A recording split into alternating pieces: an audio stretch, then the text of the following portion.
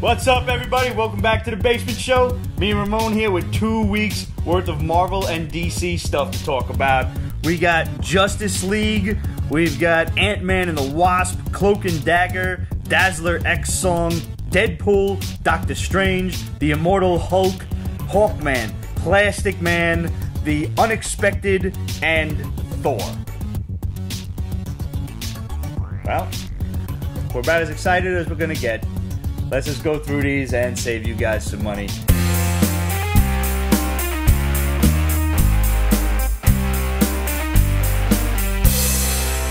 No, we haven't seen Incredibles 2. We have not yet seen Incredibles 2. I should be going next week. That's my current tentative plan of action. Alright, so going with the whole new format thing, we got questions and comments from the last couple of weeks. Heady Rugspin.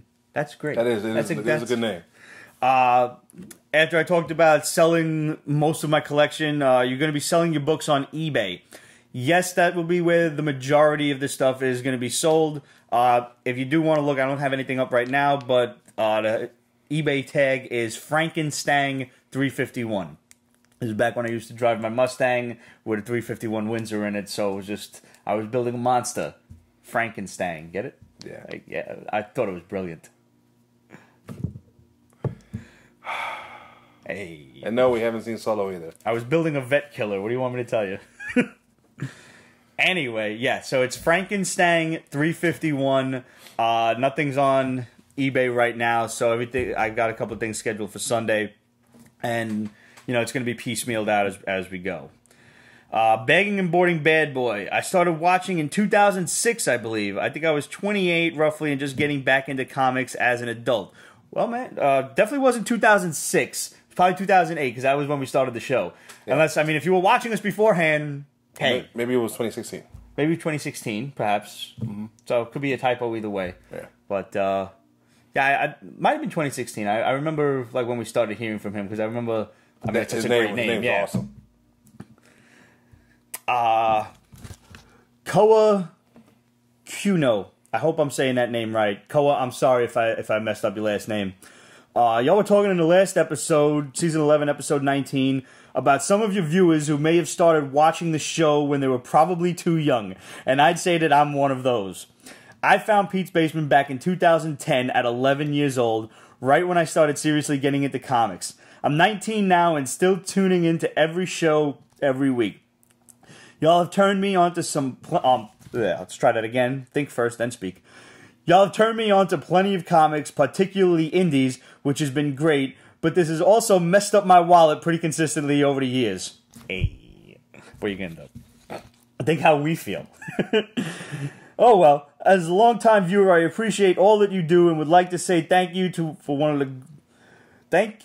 for... Oh, God. This is why I need to drink during this show. He needs to drink to read. Fuck. I appreciate all that you do, and would like to say thank you for all of the great entertainment, recommendations, reviews, and comic knowledge. Have a good one. Well, salute to you, Koa. Thanks for watching, man. Thanks for the loyalty. I'm sorry to your parents. Very sorry. Because if we helped you every week since 11... he might have even learned to curse properly. Probably, yeah. That's... And Abby Rotten said, yes, Donnie Cates for Spider-Man. We need this. Hashtag make Spider-Man great again. I like that hashtag. I do. Yeah. I don't know that I had a book of the week with just... I kind of just wanted to get Marvel and DC out of the way. What somebody say something funny? Kate says you're the reason she drinks. Red Mantita says you're welcome. Wait, Harleen says they're the reason I stopped. Oh, please. You were drinking last time you were here. Yeah. I have determined that my sole purpose in life is to serve as a bad influence. Yes. It's what I do. I think once he gets me to drink, it'll be over. He could die in peace. Pretty much. Either drinking or heavy drugs. You have to choose one. Something. Oh, right off the bat, before we even get into the Marvel and DC stuff, and like I said, I did just want to kind of get that over with, and then next week, we're going to handle all of the indies over the last 2 weeks, and then whatever week is coming. Plus, we had a bunch of great stuff emailed to us from indie comic publishers and self-publishers and everything, so we're going to talk about a lot of those too. But before we even get started, I want to give a big old shout out to Hellraiser on Instagram, not only for sending me these really great things of hot sauce. We've got Beware, Comatose Heat Level Habanero Pepper Sauce, so I'm going to have a little chicken wing tasting on that one. And this is Smokin' Marie, warning, very hot and spicy. That is a very cute little design. It is cool. Some of the bottles of hot sauce is what makes it fun to collect, because some of them are really funny.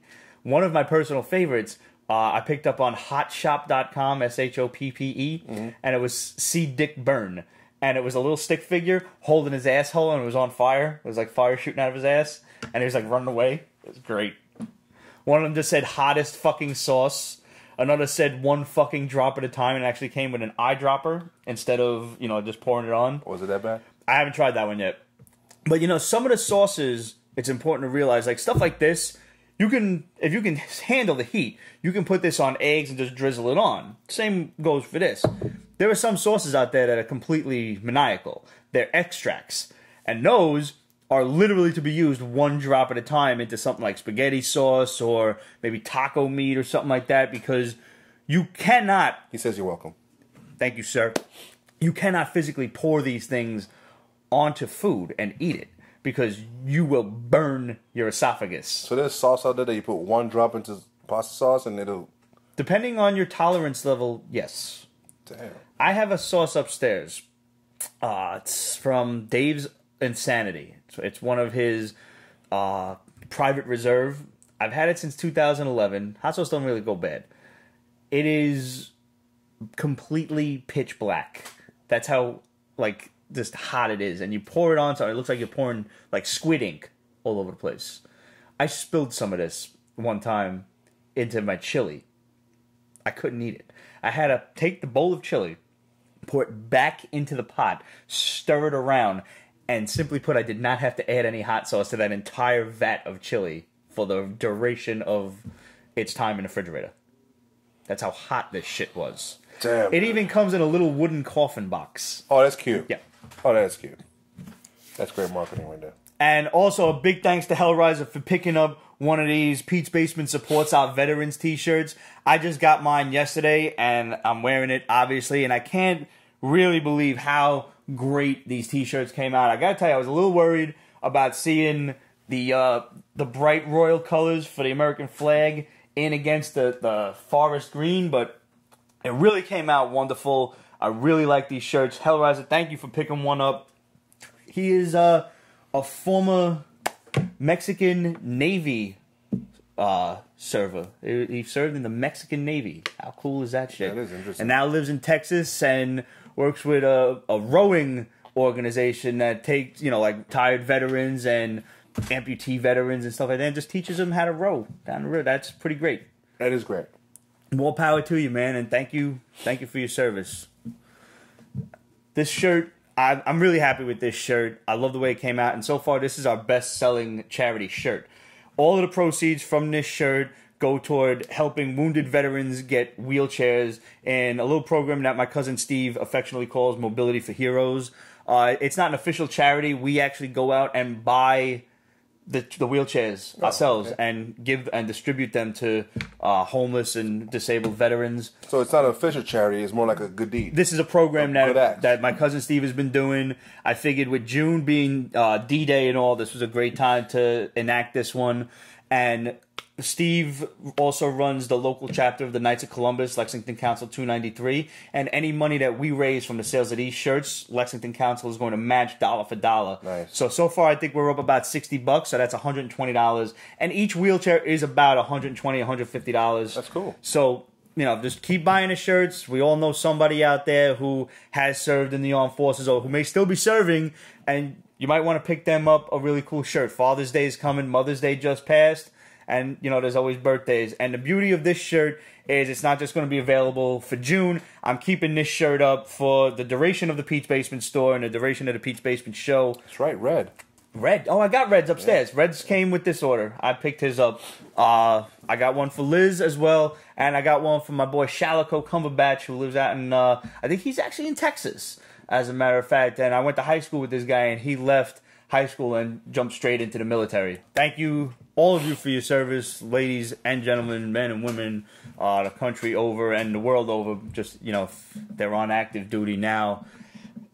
I really do love these shirts. And if you guys want to pick one up, head over to represent.com/store/Pete's Basement, and you can find the regular Pete's Basement shirts. I've got new lighter colors just in time for summer.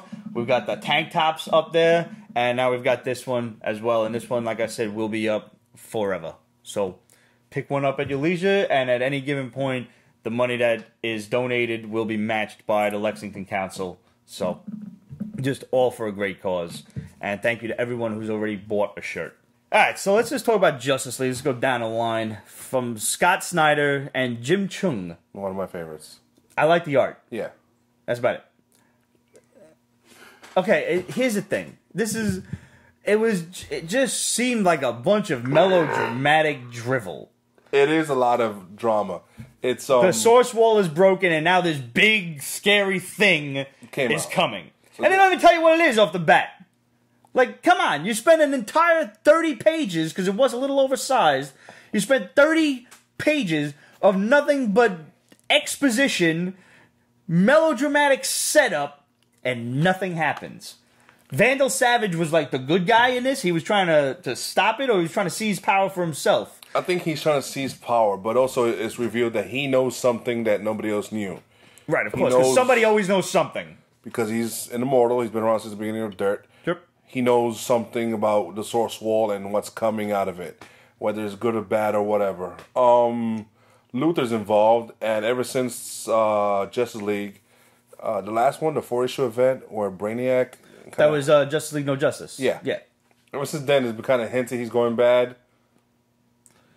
I mean, he's saying he's a good guy, but he just formed the Legion of Doom, which, okay, I love any reference to my childhood, I do, but it's almost becoming cliche. It's like people, they know their readership, they know where, late 20s, early 30s, something or others, and they're like, just give them something from the 80s, they'll fucking eat it up. That's how I feel. Like... That and the good art of it, it's very appealing. I enjoy it. I expect something big to happen, and then... Of course something big's going to happen. 12 to maybe 24 to maybe max 50 issues, Justice League will restart again. But how long is this story going to take to wrap up? It's got to be 24 issues. There's no way this ends before that. No, they're careful. They might just accept that challenge. I hope they do. Prove me wrong, please, DC. Make it end in 12 issues.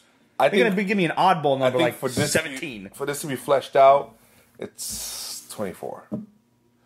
I'm trying to give him the benefit of the doubt here. I could have said fucking 36. I hate to say this, but they're setting up Martian Manhunter, who's the current leader of the Justice League, to die. Again. You got that vibe too? Yes. I was like, oh, there he is. He's going to die. But I get that he's like, the mind that's connecting all of these people. But he is one of the most powerful Justice League members. Mm-hmm. He is. And he's sitting back behind a desk. He's the guy in the chair. Come on. Cyborg should be the dope in the chair. No, he was active a little bit. He was like mentally linking them all. And then what he did to the moon. What the fuck happened to the moon? I think they blew it up. But... how do you blow up the moon and not have massive ramifications? I'm sorry. Where's your fucking paneling on that, Jimmy Chung? What the fuck? He turns himself into a dragon, which is awesome. Flies at the moon, and then you don't see nothing. He's standing. It looks like he's standing on the moon in his little itty bitty panel. But where's the debris? How is that affecting Earth's tides? Why isn't the Earth just in a gravitational flux at this point? Mm-hmm. You blew up the moon. Did we have an extra moon? Did that happen somewhere and I don't know about it? Not yet. They're talking about a ring around the moon. What the hell was that shit? That started spinning around like a gyroscope. Every part of this story had me sitting there like, what the fuck is going on? That's why I didn't like it. They're doing a lot. A lot. And it's almost like, it's like, I think the Avengers kind of did this, where their Avengers for a while did too much, and it kind of... Yeah, it was when Thanos was attacking, and there was also the universes phasing through, and they had to make that Dyson shield and everything. It was too much all at once. And that's what Justice League, like the writers of DC were like, hey, Marvel fucked up, let's do that too. Yeah, the Avengers shouldn't be this big. You blew up the moon. And then you have like different... No ramifications. Not even that should have been a splash page if that's what happened. I'm sorry, I did not like this book. I want to know what the big bad is because I love stuff like that. Yeah. Like I'm an RPG player at heart. I love Final Fantasy and all that kind of stuff. So I like when there's a bigger bad that has to be defeated. I like that, and the broken Source Wall is intriguing. It is intriguing, and with the ramifications of what happened on Cthulhu, which sounds too much like Cthulhu, but it's interesting too. Like the fact that Tamaran and a whole bunch of other planets are coming back into the DC universe. Awesome, but I just did not like this issue. I'm giving it 3. If they don't explain to me what this thing from the Source Wall is after 3 issues, I'm done. I'm slapping my nuggets on it, and I'm using it for toilet paper. All right. Relic said it's very gimmicky. It is gimmicky. That's a good word. That's really good. All right, what was DC's The Unexpected? I didn't get a chance to read this shit. Oh, that good, huh? Well, just like everything DC right now, it comes off of metal. Right. So it's this team that I don't know what is or who they are. They're weird. They're little. This is one of their new things that they're doing. But they're hinting at a little bit of New Gods, a little bit of mysticism. Just Kirby meets metal meets I don't know what. The main character, she was EMT, and she was fucked over by what happened at Metal. And the only way to save her was her douche father in the CIA, very a la Cyborg. Put an engine inside of her, but not like a car engine, like a source engine, a mystical type of thing. Like a cyborg kind of engine? Yeah. And box type of shit? Now, every 24 hours, she has to fight once because it demands violence. So it's like an alternator. Like you got to start the battery and then turn the alternator on. Yeah. Fair enough. And something about it is special. The other guys, and I'm not getting a second one. I was going to say, like, of all of the new DC stuff that they've done, there was Brimstone, which I could care less about. It was like an Abomination Hulk type of thing. Sideways I liked. Yes. I'm behind on that. I think Silence? Silencer or something like that. She was intriguing. Yeah. That was about it, though. Yeah. The Terrifics were okay. Or was it that? There's the Terrifics. There's the Immortal Men. Immortal Men, I didn't even read. I read one. I'm going to give it 3 issues. All right. Either you check out Plastic Man. Actually, I'm going to jump ahead. We'll do DC, then we'll do Marvel. Yeah. I read Plastic Man this week. I picked up the variant cover, too, that I brought down.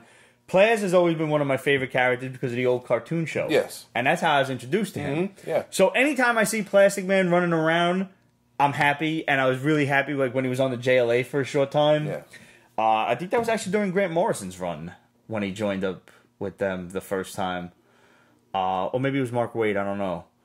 But this was interesting because it's still taking place after Metal and everything. Yeah. And for some reason, Players has lost his memory. Yeah. And he has to go back to being E.L. O'Brien to like recollect what the hell happened. Mm-hmm. And he realizes he's a scumbag. He was a murderer. Yeah. He's a criminal. Yeah.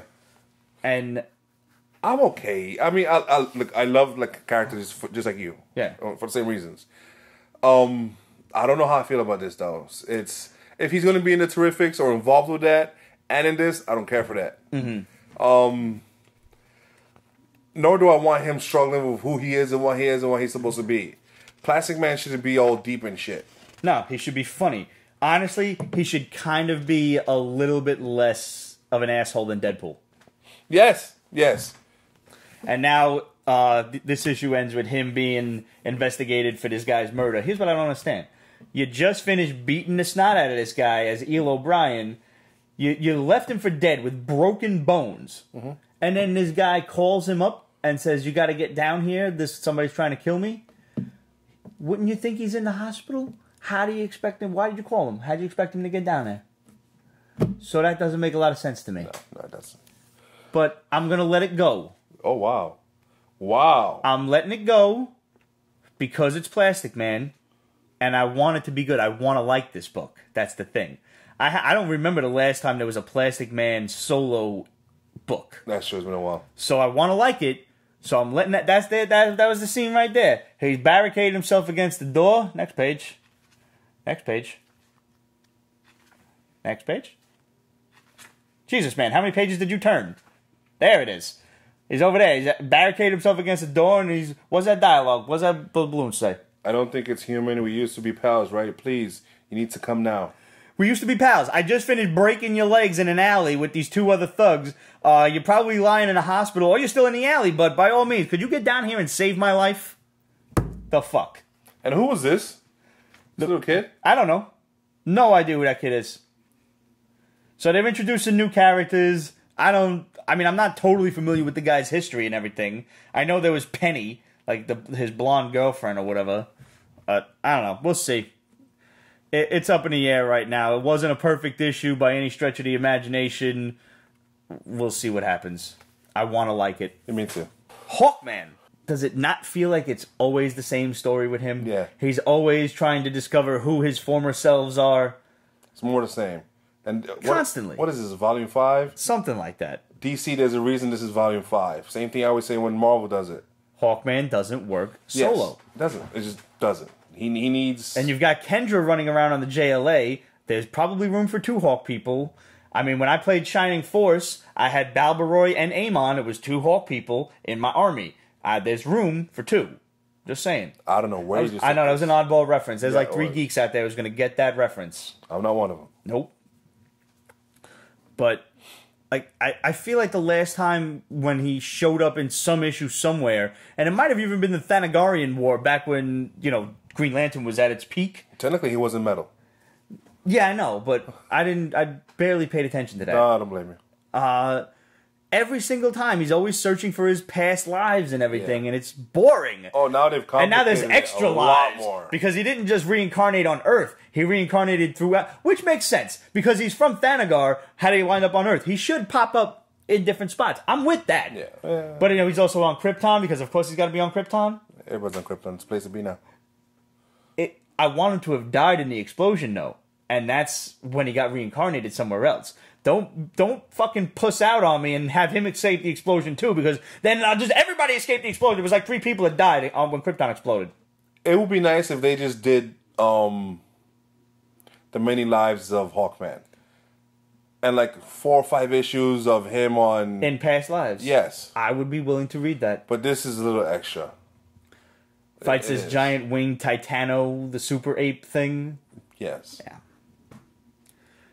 I don't know. Can we just go back to Justice League for a hot second? Sure. Talk about the Legion of Doom now. And I don't remember, this was Vandal Savage's base that obviously looks like the Legion of Doom base from the old cartoon show in the swamp. I could have sworn that Lex Luthor had his own Legion of Doom base before, but where is continuity as far as that goes? I don't know about where the original base is. I could swear when he said in the story he took over the building of this base secretly under Vandal Savage, which is cute. That's a Luthor thing to do. Yeah, I guess. But I could swear that they were running around in that base when he formed the Injustice Gang years ago, and it was like, I don't know, every major villain in the DCU. See, that's the problem. Was this before Rebirth? Yeah, I don't even know. See, we're going to start getting into that. And you want to open that. I'm confused is the problem. Yeah. I don't want to reopen no cans of worms, but I'm confused.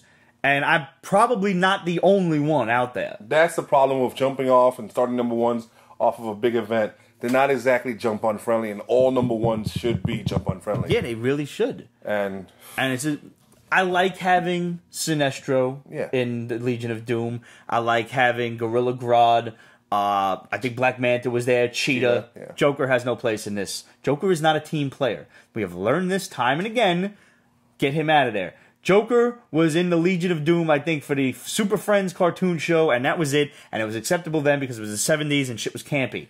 He should show up later on in Legion of Doom. And fuck with everybody. After the whole wedding thing that's happening in Batman. Because he's involved heavily in the recent few issues.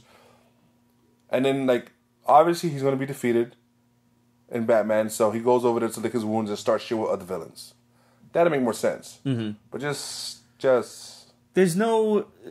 hey, what are you guys doing over in your book? All right, we're going to do this. Does it make sense to do both at the same time? And nobody cares. Yeah. Nobody fucking cares. Everybody wants this, beautifully intertwined comic book universe, but nobody's trying to actually make it happen.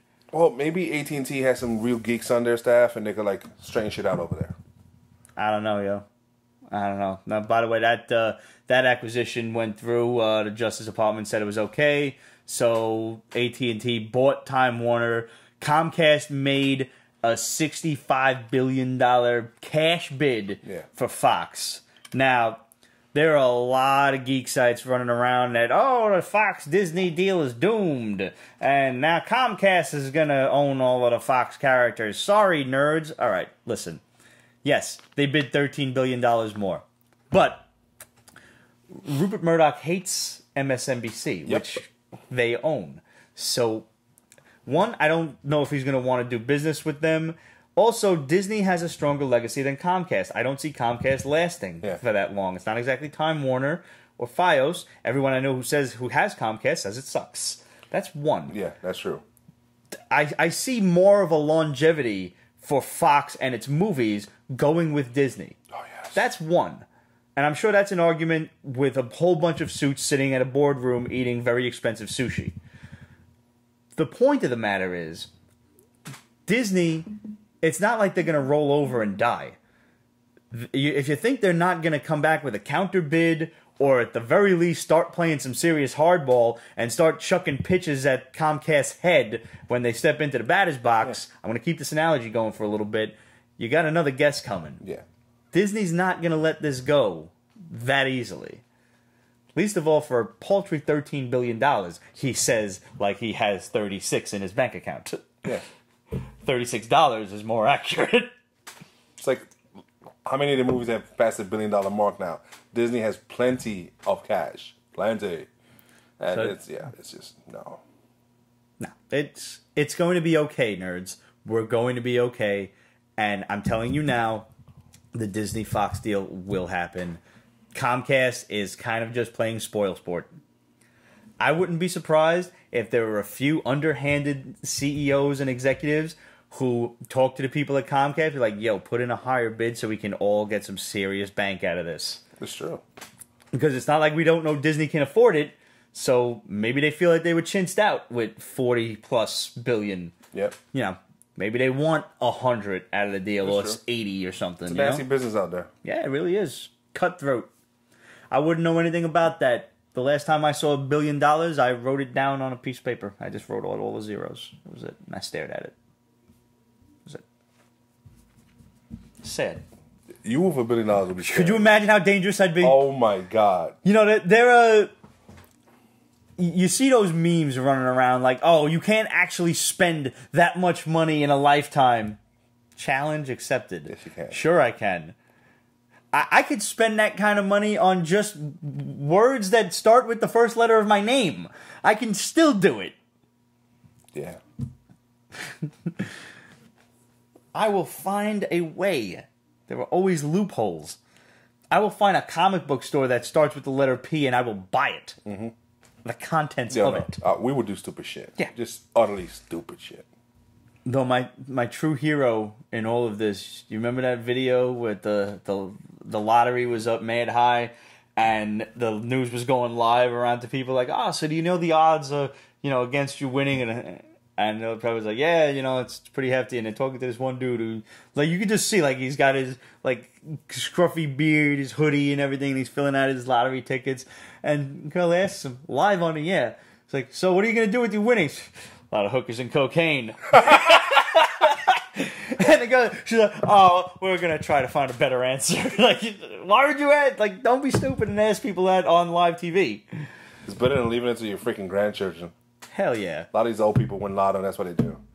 No, I'm spending that crap. I mean, granted, if, like, one of my grandparents, I mean, they're gone now, but if ever one of them did win the lottery, I'd be like, I'm cashing that. The Pete's Basement will be filled with rare comics.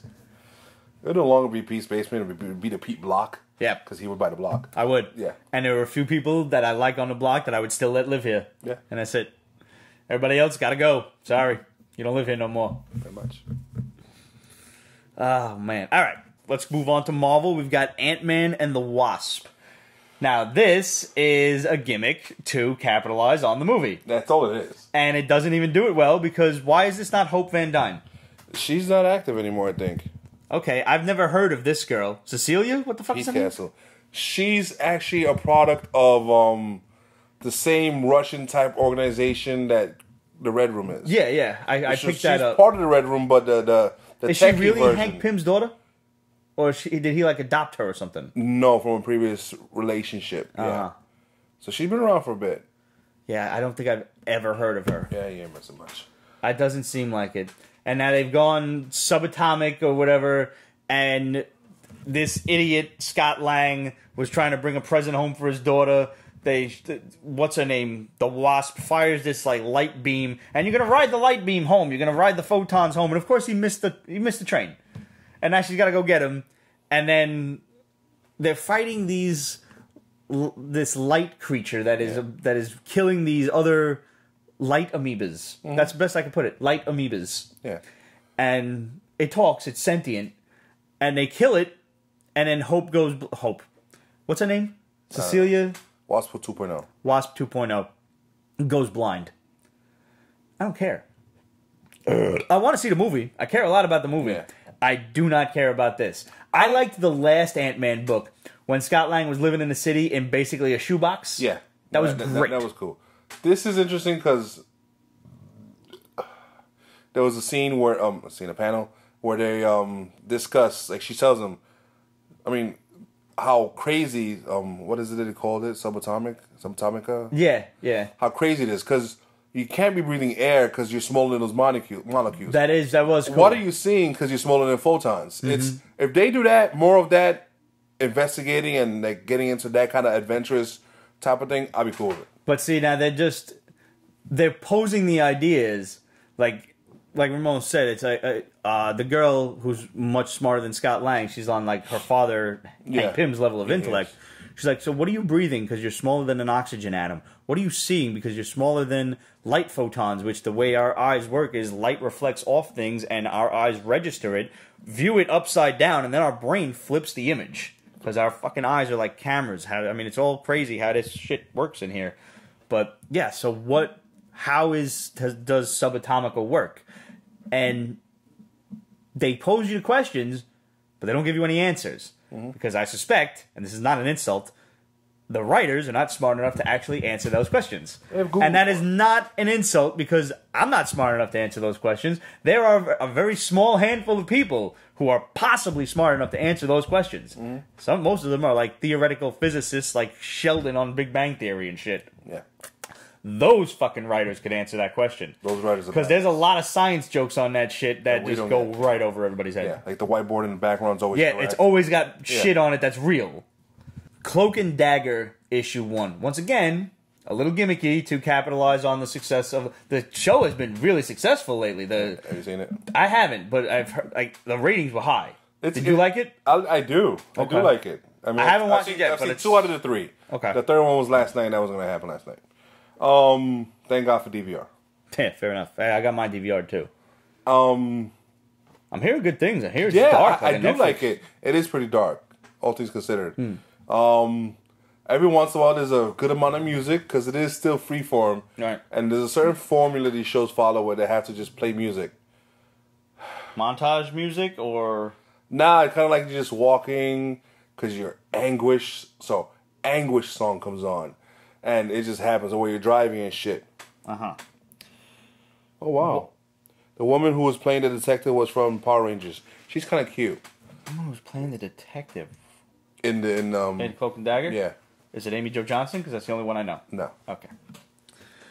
Now, I did not read the last time these two were running around. Why are they separated? Like, they're just... I don't know. They're not an item no more. They kind of sort of explain it, which is good enough to...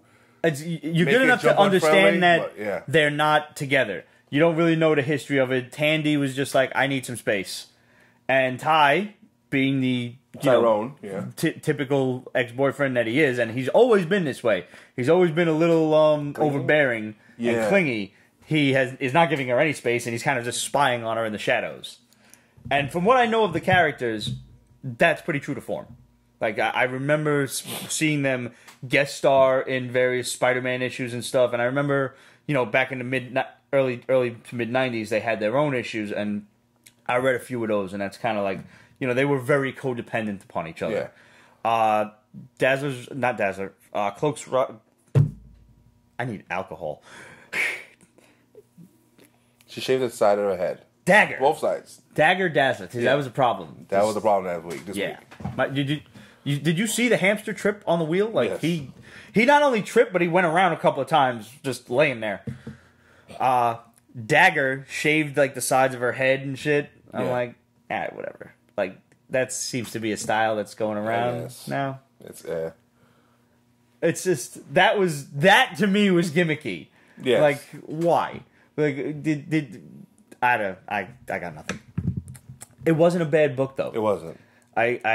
She's like working with, I don't know, the FBI or something and going after criminals. Are you picking up a second one though? I'm going to give it 3 and see if I like it. I don't know if I want to give it 3.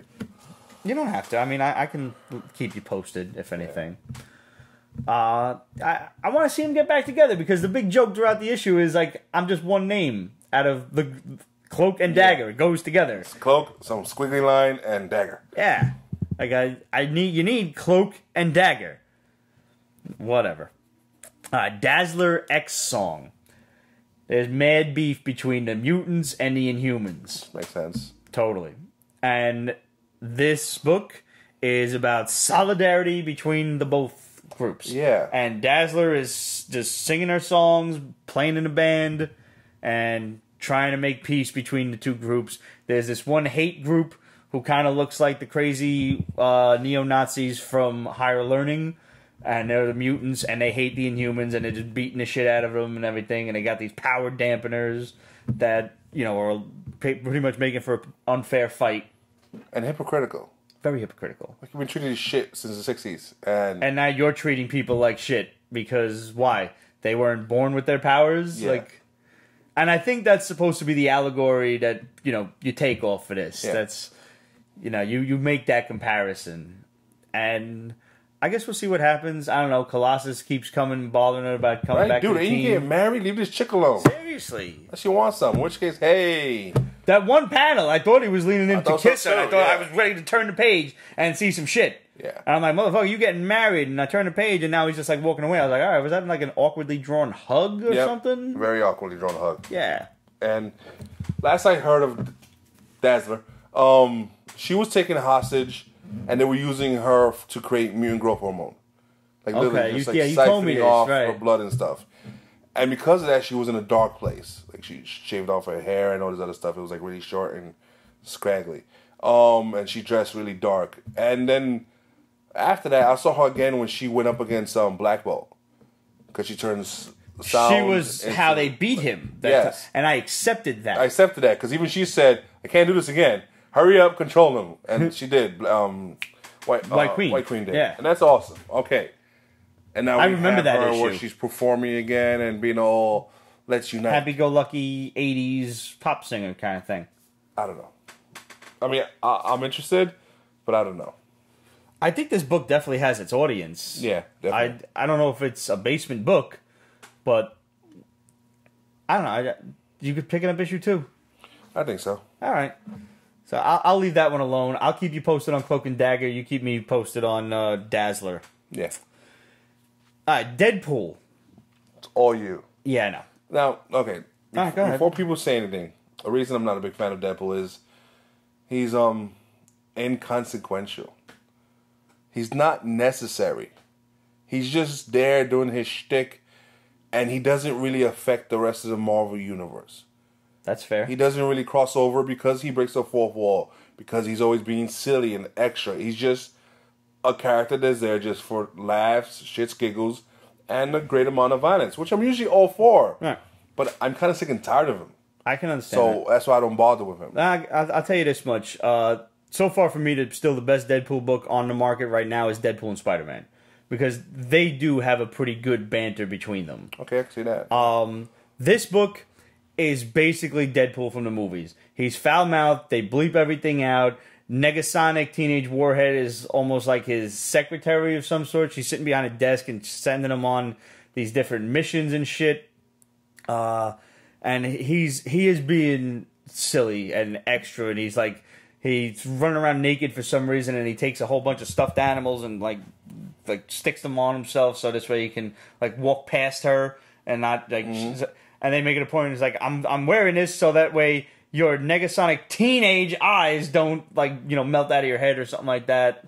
I was like, all right, well, fair enough. You don't want to walk around naked in front of teenagers. That's bad. Unless you are a teenager, in which case, hey, more power to you. But for me, Deadpool was always at his funniest when he was arguing with his own word balloons. That was interesting. That's not happening here. He's just being Ryan Reynolds in this book.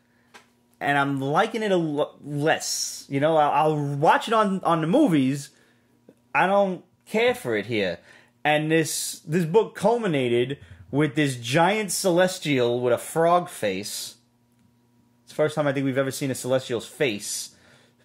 Because I think he wasn't wearing his helmet. I think the helmet was on the back of his giant-ass motorcycle. And he comes through a portal, and Star-Lord calls up Tony Stark, and there's some of that, you know, stupidity from Infinity War that they try to recreate for the sake of, like, a couple panels here.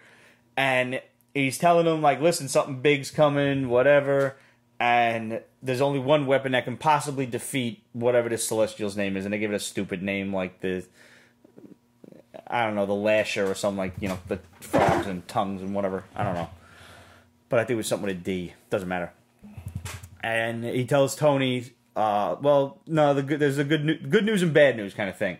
The good news is that the weapon that can defeat this Celestial is already on Earth. The bad news is you're not going to like where it is. And then they flash back to Deadpool's, like, hideout. So something of his is the weapon that can defeat this thing. I don't give a fuck. This book failed to interest me at every turn. If you're out there and you loved this Deadpool book, I would like to hear from you. Is Deadpool Assassins? No, this is not. This is regular Deadpool. Okay. I didn't even get the chance to read Deadpool Assassins. Oh, okay. So, or Assassin, I think it was, whatever. I'm intrigued by that one because it's written by Cullen Bunn and drawn by Mark Bagley. Ooh. So the one I wanted to read, I didn't get to read. So we'll stay tuned for that, and we'll see what happens. Maybe if I get to read it over the course between now and editing, it'll be a little bit of a snippet on the back end, you know. Case says it's fun. The Deadpool Assassin? Yeah. I mean, I trust Cullen Bunn. He's a great writer. Yes. He does all kinds of cool horror shit, so maybe it's a great book. So maybe I'll finally get to use my little Pete's Basement Special Report graphic or something like that, but I'll try to read it, and I'll tack it on the back end of, you know, after the credits for this episode when it gets up on YouTube. Doctor Strange. Did you read it? Yes, I did. All right, so he lost all his magic now. Yeah. Has this happened before? Before on they make it a point to say that his magic has waned and waxed, and I don't. And that's happened before. It's different levels and stuff like that. And not that long ago, does waxing mean like it increases? Because I know what a waxing and waning moon is, and how it's still not a whole moon. So, like, how does waxing relate to losing your powers? I guess up and down. I know the word waning. Yes. I don't know how waxing comes into this, but they wrote it in. Otherwise, I wouldn't be harping on it. No, you're harping. I'm harping. Yes. I'm like a fucking angel on a cloud, bro. That is not what you are. Anyways, all right, so he's gone complete. He has no more magic. Yeah, he's got nothing. Neither does his temple. I mean, the Sanctum Sanctorum. Right, it's like all normal, and he's making a point to say, like, he's almost hallucinating, remembering what it was, and there are things still scratching at the walls that are, you know, so his magic used to keep out. He's trying to figure out what to do, and as the last resort, he goes to Tony Stark. And Tony Stark says, well, you can't go to other dimensions to look for magic, but you can go into space. There's got to be other magicians and sorcerers running around in the cosmos somewhere. That's a decent hypothesis. It is. So he reluctantly takes like an Avengers jump ship. No. Tony Stark happens to have an airship capable of warp drive or something like that, or something. They wouldn't use the term warp. He had a giant Iron Man suit to fight the Phoenix. Why wouldn't he have this little ship? Don't get me started, Pete. I'm trying. Because why? Because fucking Tony Stark is all Tony Stark. I built every fucking thing. Tony Stark is the 1960s Batman of the Marvel Universe. Yes. He definitely has Iron Man shark repellent. Yes, he does. He's built every single thing, and it makes me nauseous. It's so ridiculous. Like, I used to have issues with Black Panther being rich, super genius, really enhanced, a king. I mean, he had too much going for him, I felt. No, now they're doing that to Tony Stark. Now he's, debonair, rich. He builds everything. Like, if it's going to happen, he will beat up the Phoenix Force. He probably has an Iron Man Galactus suit somewhere. Yeah, we'll get to the Phoenix Force later on. So this issue culminates with Doctor Strange going into space, getting knocked off course, landing on this technologically advanced planet, and getting held captive by the natives there when he says, just take me to your nearest sorcerer. Mm-hmm. Like, all right, for real. If somebody landed on Earth, right? Like, here comes an alien. Mm-hmm. And they come up to us and say, take us to your nearest sorcerer. I'm going to bring your ass to David Copperfield. That's the best I got. What did he fucking expect? Like, everybody just knows what magic is? Everybody believes in magic? That was lazy writing. And then they imprison him for being weird. Yeah. And I accept that. Yeah. You should be thrown into prison if you go up to people and ask, where's your nearest sorcerer? Magic user, whatever. And the alien creature's like, what is magic? Throw him in a clink. This is going to be one of those drag-on stories where we're just waiting for him to get his magic back. I don't know when that's going to happen. And I say drag on because you're going to want him to get out of this prison and deal with this problem. This is like one of those interchanges where a movie like makes a left turn at Albuquerque and you have to deal with like a half hour of extra bullshit that you didn't really need within the movie. You know what I'm talking about? I think it's highly unnecessary. I mean, is it too much to ask from a Doctor Strange issue 1 that he gets fucking souped up magic powers? I would have accepted him fight the demon in the beginning couple of pages of this issue. That was cool. Throughout that the was whole demon. Yeah, giant ass demon. I'm good. Yeah. Let the fight go the whole series. I mean the whole issue. I don't need him losing his magic. I'm tuning into a Doctor Strange book because I want to see him kick some magical ass. You think it might be connected to the TV show, the movie? He didn't lose his magic in the movie. No, he didn't. But I don't think in the movies they're gonna go too crazy into demons and all this stuff. For some reason, I don't. I mean, they mentioned Nightmare in his Nightmare realm. I don't know. I don't see. I mean, I see Nightmare probably showing up, and that'd be great. I would love Mephisto, but I just don't see them going too far into that. If they left Death alone, and she's so huge in the Infinite Gauntlet storyline, I don't see. That would have been hard for people to swallow. What's that? When he lost his magic recently, and Loki became Sorcerer Supreme, that was only temporary, I think. He gained it back somehow. Don't care. Mm-hmm. Suppose he's really powerful because he did that shit in Vegas where he brought a hotel from hell and Mephisto in the process. Damnation. Oh yeah, that was a pretty cool series. Yeah, that was fun. Yeah, and that's what it should be. Like, let's have Dormammu up again. Yeah, and let's have that chick Cleo. Yeah. The short-haired white, like platinum blonde girl. Yeah, stuff like that. No, instead we're gonna take him completely out of his element, go to outer space, and have him not have any magic whatsoever. So now he has to rely on his wits and everything else to get by. This is not. I don't want to read this story in Doctor Strange. This is a side issue at best. This is not a number 1. It's like a Hulk comic book without the Hulk. It's just Bruce Banner. I'm sorry, I don't want to see Bruce Banner. I agree. So now you gave me 2 segues. You went into Loki, and I could have gone to Thor, but now you also mentioned Bruce Banner, so now we can go into the Hulk. So which would you rather do first? Yeah, let's do Hulk. You're wearing green. I'm wearing green. All right, let's do Hulk. All right. This is the book I disliked the least. Okay, yes. That's my best way of putting it. Yeah. What I don't understand, and I don't remember reading anything else from Al Ewing, but I know that name, The concept of this book is Bruce Banner can die, the Hulk cannot. Yes. And in the opening the artwork is great. I like it. Al Ewing's not pulling any punches. They shot a 12-year-old girl in this book.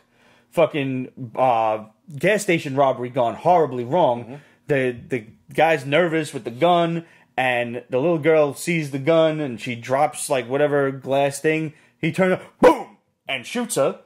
And then Bruce Banner's like, you just shot a little girl. His eyes go green, pops him in the fucking head, shoots him. The clerk's like, No, I didn't see your face. Bang, shoots the clerk. Which I appreciate. Yeah. He's covering his tracks. Absolutely. I appreciate a careful criminal. Probably didn't notice the mother, or he would have shot her too. Should have. But this woman's gassing up her car, and now she finds her 12-year-old daughter dead in the convenience store. Hell of a way to start the book. Yeah. But now I remember reading that the Hulk, would rise from the grave or whatever, so night falls, and Bruce Banner hulks out, gets up off of the gurney, off of the morgue table, and, goes and tackles this biker gang that this guy was... He robbed the convenience store because he owed the biker gang money. Mm-hmm. But then the Hulk don't let him go. He breaks every bone in the guy's body after beating the shit out of and possibly killing... beat the shit out of some of the biker gang, possibly killed a few others, broke every bone in this guy's body because he killed the 12-year-old girl and the convenience store clerk. Mm-hmm.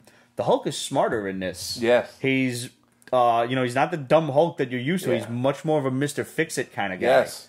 That's where I got out of this. And it's a funny correlation, making that comparison.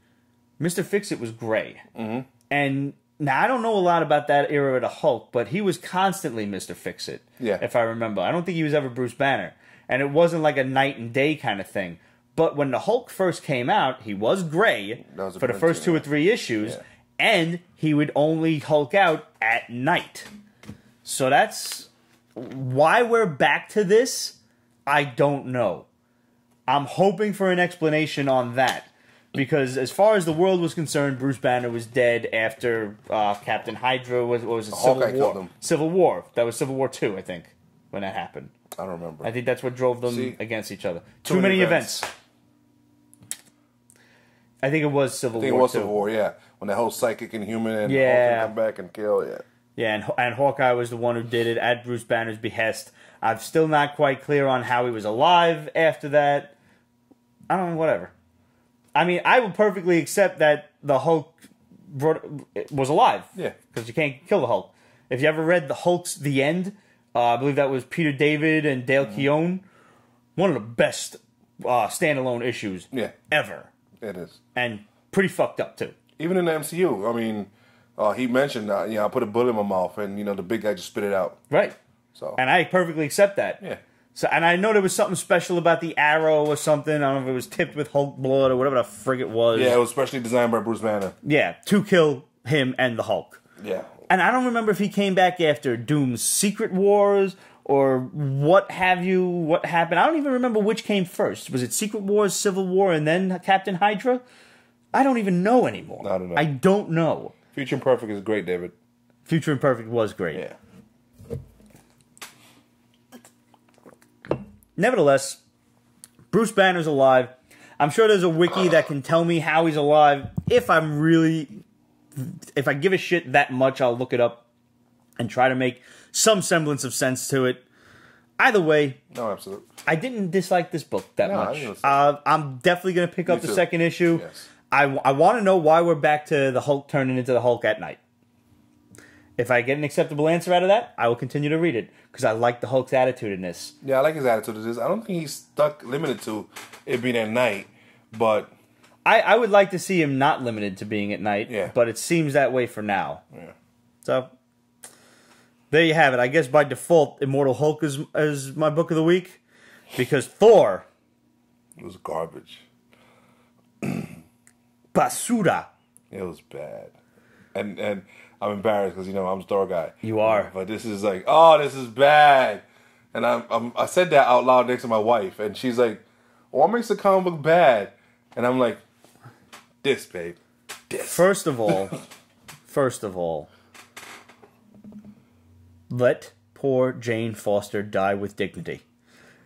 This woman has had cancer, running around. She finally ditched the hammer and threw it into the sun. She committed hammer suicide by flinging it and Mangog attached to it into the sun. And okay, I miss Mjolnir. And now at that point... But fine. That should have been her swan song. Like, you did the heroic act, you sacrificed yourself, but no, here you are again with your little handkerchief tied around your unfortunate bald head because you're going through chemo and everything now, and you're doing kind of okay. No, you were so far along after that. I'm not wishing this on anyone. I mean, I will wish cancer on my greatest of enemies because you know, you people think I say it as a joke, but no, I really have no value for human life for the most part. And if I want you to suffer, cancer's the best way to do that because cancer's fucked up. It is. And people suffer. And that's not cool. Not at all. But if I want you to suffer, it's cool. You see the... Yeah. Like, it's a very hard juxtaposition. Makes perfect sense if you have a little evil in you. Yeah. But, like... She was... this is what irked me about how her death happened. Because it was the death of her Thor, technically, not her. Right. She technically did die. She, as being so Asgardian-ish lately, she was taken to Valhalla. Right. And then, Thor at the gates of Valhalla. And then she was taken back out. And she accepted that from Odin. Meanwhile, she won't accept Asgardian treatment for her cancer. Because she doesn't want to do magic. But the cancer killed you. This is why... Wait, she went to Valhalla and then what? Odin gave it a boot? Yeah. He's not in a nicely way. He's like, you deserve something, something, something, yada, yada. Back on Earth. You deserve to suffer with this. Have fun. Yeah. It's like, I'm not going to let you die because I appreciate what you did for us. See, that's... But I'm going to leave cancer inside of you. That is a case of editors-in-chief not knowing what to do with the character. Yeah. Let this woman die with dignity. Let her... You know, the cancer was too far along by the time she ditched her Thor persona. She died. Let her revel in the gates of Valhalla forevermore. And every now and then, if Thor dies or goes to the realm of the dead, he can hang out with Jane Foster. We certainly don't need a backup story where she's 255 years old. No. That's something else. That's, see, this is also not jump-on friendly at all. So that's not Jane Foster. Why did it say that he made her out of clay? He did. Uh-huh. In the far future, old Father Thor and his 3 granddaughters were what happened to his son. I remember this from the Gore series. Yes, and they popped up again in the last series. Uh-huh. All right. Earth is completely basura. Somehow Thor decided, you know what, screw it. I'm going to be the All-Father again and create life. So that's he made New Earth. He made new humans. Yeah. The woman was named Jane because he's kind of biased there. Sure. The man was named Steve because Steve Rogers. Benino. Oh, right. Steve Rogers makes more sense. That too, though. So that's where those two come from. Somehow he helped her out and let her live longer, but... So she was just old and decrepit in that backup story, not dying of cancer for 250 years. Because I'm reading this, I'm like, wow, that's fucked up, dude. Let her die. Fuck. Sorry. All right, so now that that's cleared up, and I use that term loosely. Yeah. Let's go back to the first issue, where the first part of the story, where Thor is searching for all of these Asgardian treasures that after Asgardia exploded or some shit, the weapons were scattered to the 9 realms. So he's just running around as best he can because the Bifrost is destroyed. So how he's getting to these places, I don't know. And collecting what he can from Odin's lost treasure room. Mm-hmm. And he ends up in the Crimson Cosmos, which is the home of Sidorak, where he fights his cannibal crazy followers, trying to get this mystical eye. And he goes up against Sidorak's #1 follower, his greatest champion, Juggernaut. And doesn't do the character any justice at all. No, and the art was bad. Art was so bad. There's just... It was bad. Flat and chunky and... Weird looking. It was it was like chunky peanut butter. It was chunky and smooth at the same time. You know, like the coloring like really kind of helped blend out the lines, but he was just like standing like... Yeah, it was like weird. a fat-ass Carmen from fucking South Park. And... I like the fact that he took one of these fake-ass hammers that the dwarves are making for him. By the way, the dwarves are just making a whole mess of hammers for this guy. That's why you see him spinning around a whole bunch of different hammers on the cover. They're just making shit. And just throwing him to And they just pitch it to him like fucking... like a Tony Stark Veronica thing. Like, here you go! Through the cosmos.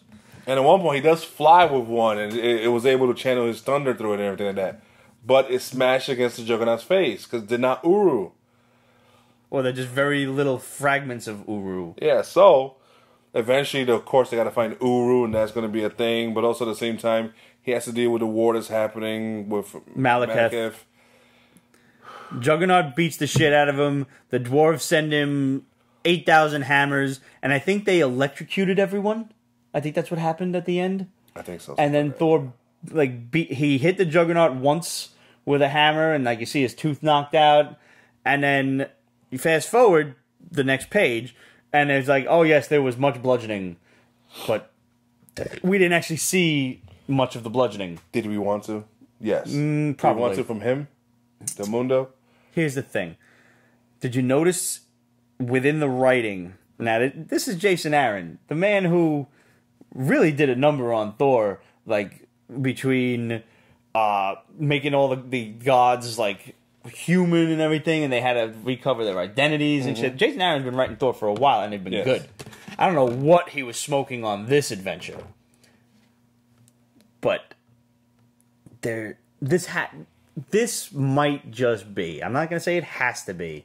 Maybe it's his own inspiration, but I have a feeling, given Jason Aaron's prior Thor work and the way this was written now, I think Thor Ragnarok being the commercial success that it was and it being a comedy, they're trying to inject forcibly in places some of that comedy into this book. I'd be right with comedy, but not like this.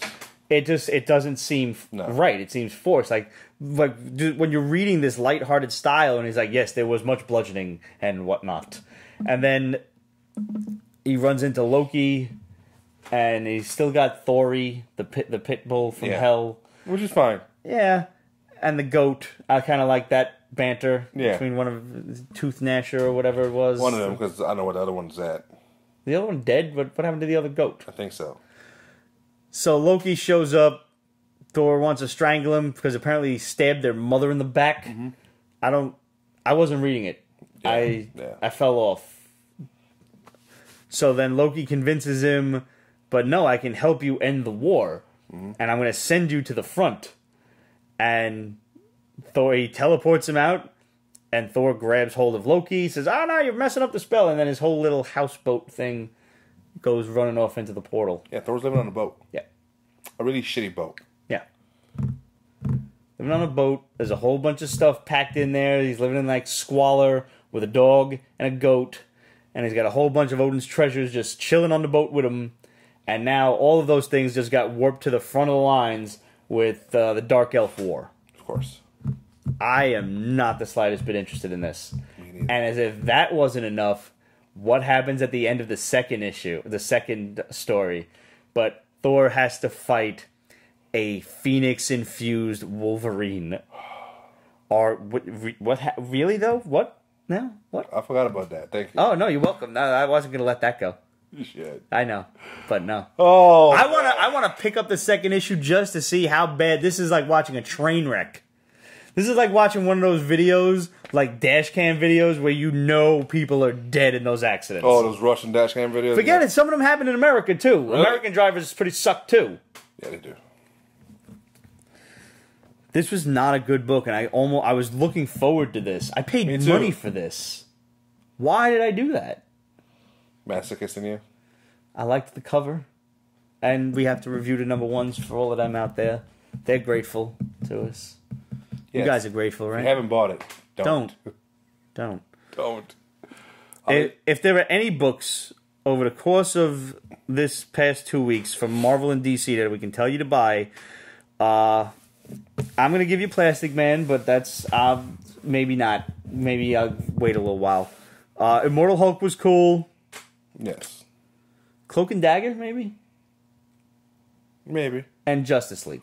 Yes. I didn't like it because it was gimmicky. That's not to say it was not an intriguing story, because it is. It's intriguing. The art is gorgeous.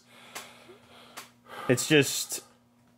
It's going to take a while. So if you buy it, understand the level of commitment that you're going into. This is like getting your girlfriend a promise ring after the first date. Just saying. Best I could come up with. So... Alright, we have a few quick things to talk about. Topics. We have the Wonder Woman 84. We've now officially seen Steve Trevor running around. Yay. A lot of people are crying spoiler on this, but we knew this for a while. They said this a long time ago. And now Patty Jenkins just happened to tweet the very first image of it, along with an image of Gal Gadot in front of all of these different TV screens with different 80s TV shows and stuff running around on it. But now he looks like he's in a flight suit. Somebody actually said on our Instagram that he looks like Hal Jordan. And he does. He's not in a flight suit. He's in very cheesy 80s clothing. And including a fanny pack. And I'm like... I didn't see the fanny pack. Oh, it's there. It's a fanny pack. Now, I don't know how Wonder Woman's going to get wet seeing her man in a fanny pack, but hey, that's what you have KY for. I'm thinking it's a dream sequence, and Kate agrees. That would make sense, but why then is he in, 80s attire and not in his original attire? I don't know. Why the 80s? Why the 80s indeed? Like, why are we backtracking? What is the plan of action here? And what happened in the 70 years between? Right. World War I in the 80s? And why did That's she act huge... so amazed? Here's the fucked up okay, here's a thing. Here's a fucking thing. She was so thrilled that Bruce found that picture from World War I. Thank you for bringing him back to me. But here you are in 1984, and if he's really running around, I know they got cameras running around in 1984. I had a Polaroid that my parents used to let me play with. You could be like, oh, Steve, shit, you're fucking back. Click. And just keep that shit in, like, your boob wallet there. What? Why? How? No, why? Why? I don't know. Story doesn't make sense to me I'm already. going to see it. I'm, of course, going to see it. The first one was amazing. Had its flaws, but it was good. So... I'm not trusting it. I'm not trusting it either. Now, however, we want to talk trailers. Let's talk trailers. Bumblebee. Bumblebee was so sexy. Oh, man. It looks great. It was like, oh my god, I could tell that Starscream. Yeah, in a split second, that was a comic book, cartoon accurate Starscream. And it was a cartoon accurate Bumblebee with, as I believe it was Daniel Blank who pointed out on our Facebook, the writers, or the even graphic artists, they know the toy because apparently the old toy had a problem with being able to see his head underneath when you transformed it. So I was like, all right, cool, because this girl figures out this is some shit when she goes underneath the car to repair it, and there's a robot face staring at her. That's awesome. Yeah, love it. Now this movie is supposed to be a reboot of sorts for Transformers, one that is sorely needed after the shitstorm Michael Bay put it through. Did you notice?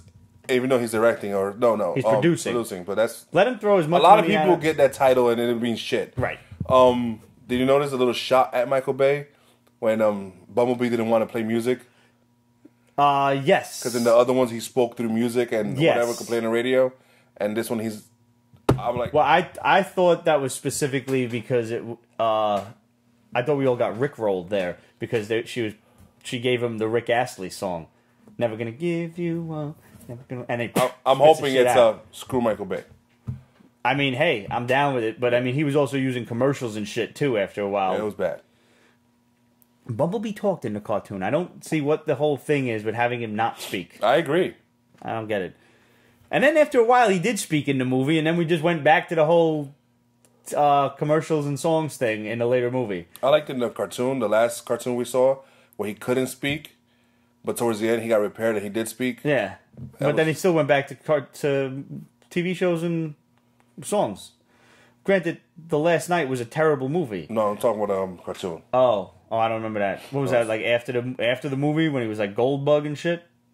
I don't remember that. Okay, I'll look it up. Michael Bay should be put in a room with a bunch of people our age, and we just chuck old Generation 1 Transformers at him. The metal ones that would hurt when they hit. It's expensive. I know. And almost heartbreaking, but justifiable at the same time. How about we chuck, like, just a lot of the shitty toys from the current franchise that recently ended? All right. There has to be a lot of that crap out there. Oh, guaranteed. Yeah. They look crappy, too. Not for nothing. And in the packaging, too. Sure. I think you might be able to get a better chuck if you take it out, though. I mean, we'll see. We can throw packages and unpackaged at them. Yeah. Do we have anything else to talk about for Aquaman topics pictures and stuff? The Aquaman pictures look pretty cool. It's about time we're seeing stuff. I think they went a little too red with what's her girl's name, but again, it's nitpicking. Mira? Yeah. Okay. Other than that, it's really I don't know. It's Amber Heard. She's gorgeous. Yeah. Take her in a set of overalls. I did not know about what's his name. Her name playing the mother. Yeah, Nicole Kidman. I'm not a fan of that. No? I don't like her. All right. I heard she's a bitch to work with. I've never actually acted with Nicole Kidman, so I don't know personally. I never found her pretty.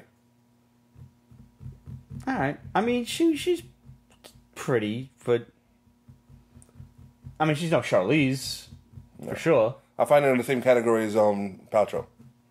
Yeah.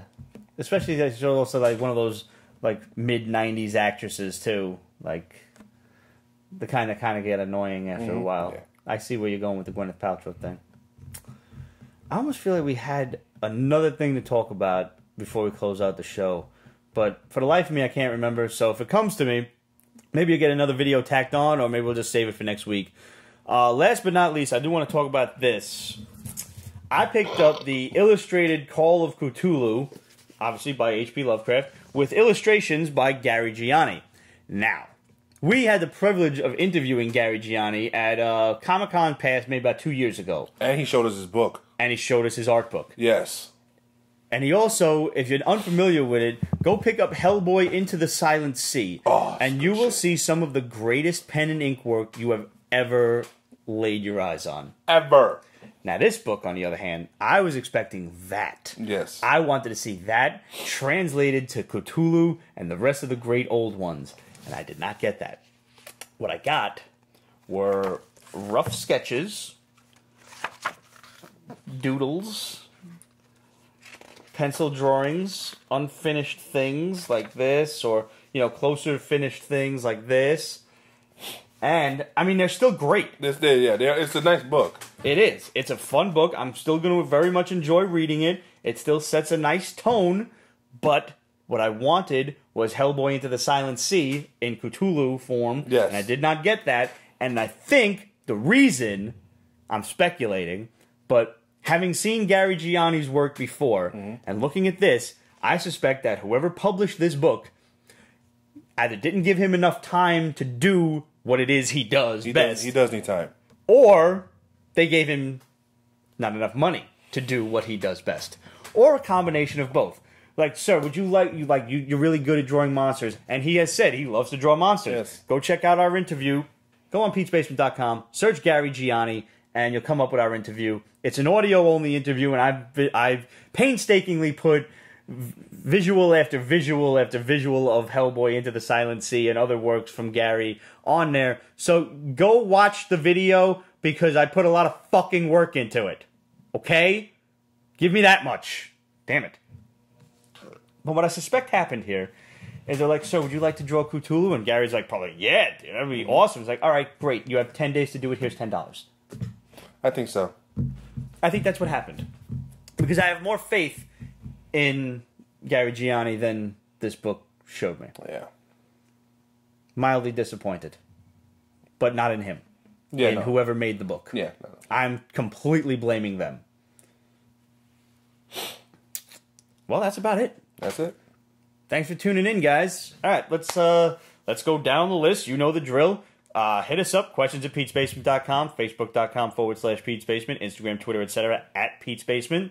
Make sure you go on represent.com/store/Pete'sBasement. Pick yourself up one of these awesome Pete's Basement Supports Our Veterans t-shirt. Get yourself a regular t-shirt and a tank top, whatever. Send us a photo of you in your Pete's Basement t-shirt, and we're going to pop it up on screen, just like I'm doing with our boy Hellraiser right here, sitting with his motorcycle and his Pete's Basement Veterans t-shirt. That is a photo right there. That is an ad right there. That is a photo that sells t-shirts, man.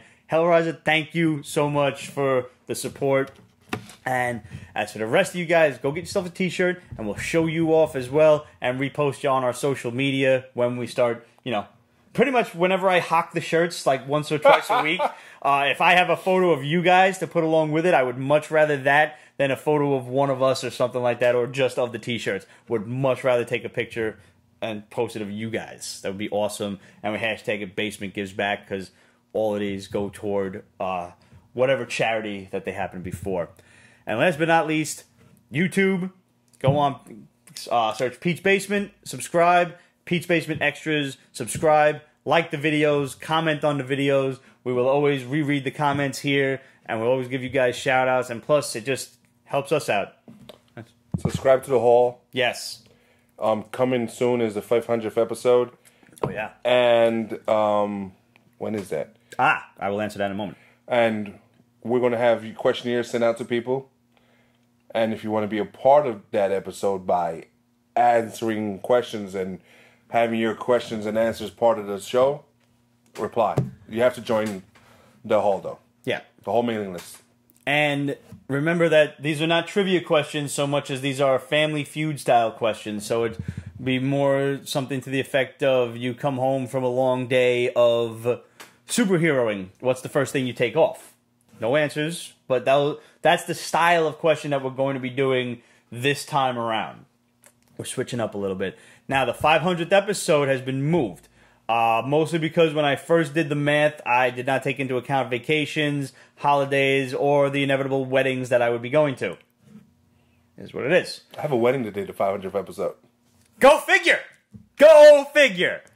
At least none of us have a wedding during Comic-Con this year, though. Thank God. Knock on wood so far. The 500th episode will be Saturday, September 15th. Time...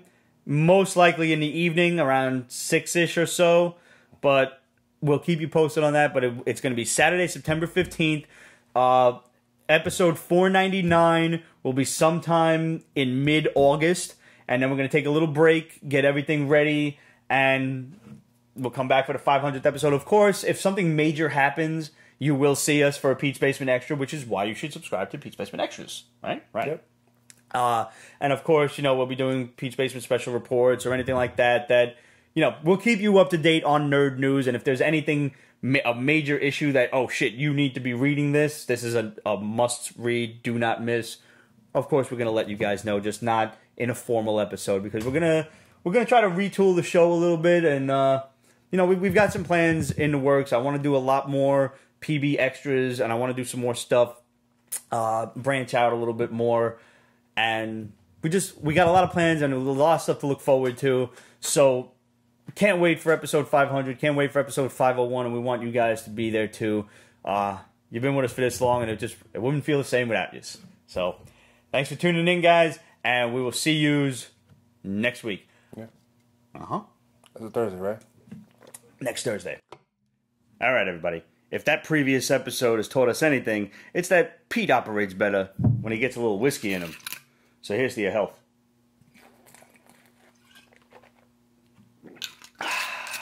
Much better.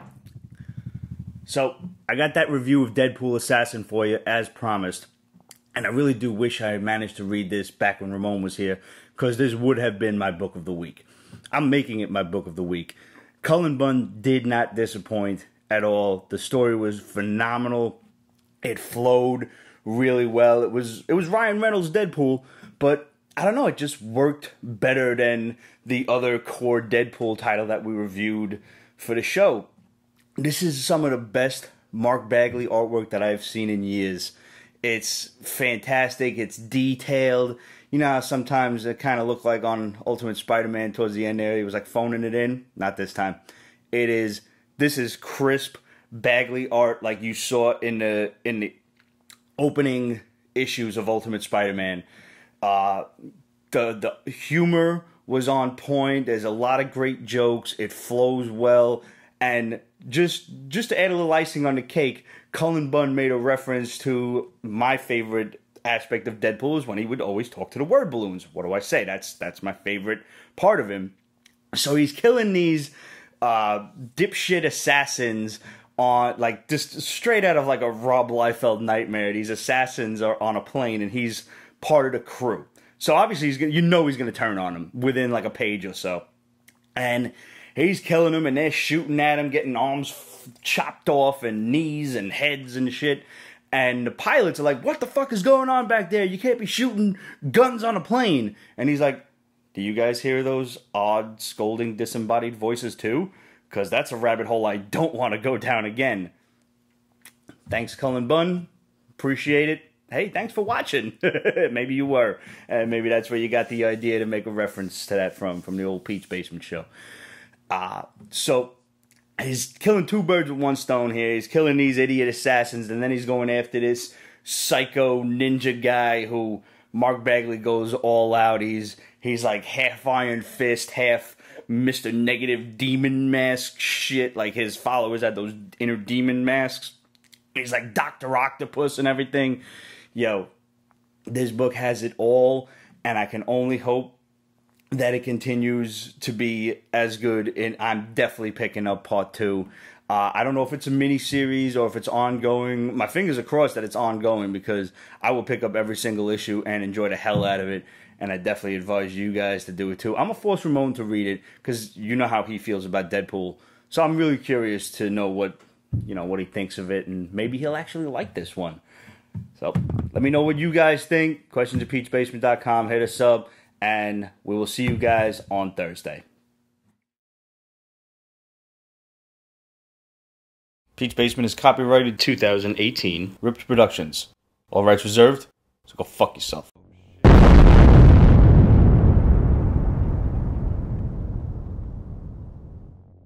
That's moist. Oh yeah, and one other thing. To anybody out there who can accurately solve that math problem in the book, because yeah, Deadpool's got a math problem for us all, you get a free comic book. I'm going to read you this shit right now. A group of frat boys pool their money to buy a car. If there were 4 more members, they would each have paid $10 less. If there were 6 fewer members, each would have paid $20 more. How much was the car? I'll repeat that. A group of frat boys pool their money to buy a car. If there were 4 more members, they would have each paid $10 less. If there were 6 fewer members, they would have paid $20 more. How much was the car? Now, it's been a long friggin' time since the old boy's done trigonometry, so I think X is the amount of frat boys and Y is the amount of the car. I don't even know if there's enough information in this word problem to actually solve the son of a bitch.